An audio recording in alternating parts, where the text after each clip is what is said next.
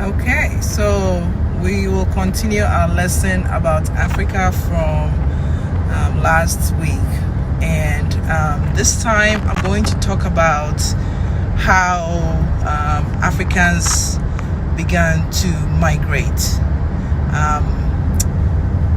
When you look at the continent of Africa, the River Nile is up there. It's very long, one of the longest river in the world, and because of the River Nile, the places, the locations, or the residents close to the River Nile was very fertile.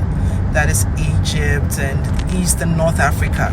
Those places were very, very fertile, and the people that were up above the continent of Africa, that's the Asians, the Mediterraneans, they decided to come to Africa and come and settle or maybe do business, in terms that when they came, the Africans wholeheartedly accepted them to be co-partners and then to help with trading too.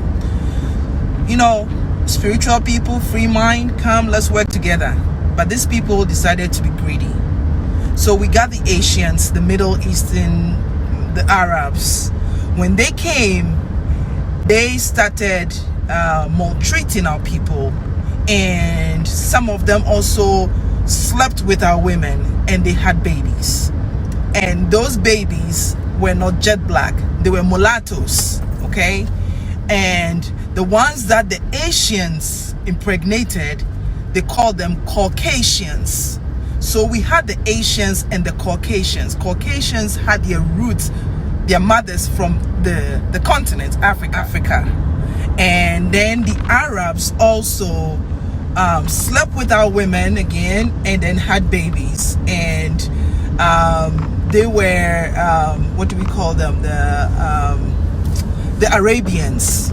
They were all mulattoes. But those days, unlike the African Americans, the biracials here, when a white person sleeps with a black person and they have a baby, automatically the baby becomes black here in the States. But those days, they were so brainwashed that they did not want to be considered black, and they did not let them consider themselves black, and therefore they were mulattoes, and they were Caucasians, and then they were Arabians and all. So when you look, you can tell that their colors are different. The people in Egypt have different colors. The Arabians had this brownish color.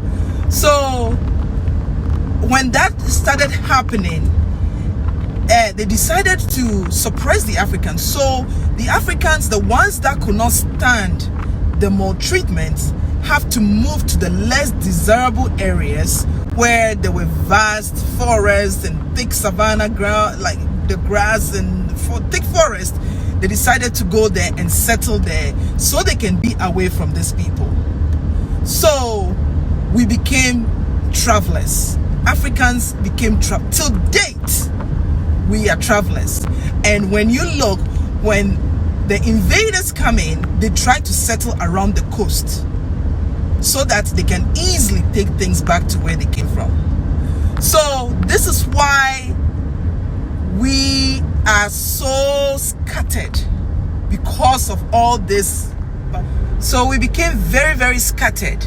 And as we decided to move downwards, we took some of our families with us, and our language began to change, because you're moving away from the people that were older and knows the language, and the young ones that have strength and can travel decided to move away. So obviously the language is going to change, because some of the pronunciations will change. So then with this little migrations going here and starting our own towns and villages in places caused our language to change. Hence all these different dialects, because of the way we were scattered. So Africans have become wanderers. We are called the wandering nation. We wander. Wandering is not a very good thing. It's not a very good, when you do that, you cannot dismantle your core. You dismantle your core, and to date we are still struggling to find our core. So I'm just going to leave you with this bit. I'll come again, and then we will talk about the slavery itself. This was pre-European slavery, colonization. This time that I'm talking about was more of the Arabs, when they came to colonize us and then make us into their slaves. So I will come back again, and always read and know your history. But when you're reading, try and read the correct ones, because the image that was printed in our head was this Africans body eating, man eating people and all that. No, let's learn the real thing now. Time is up. Yes, thanks.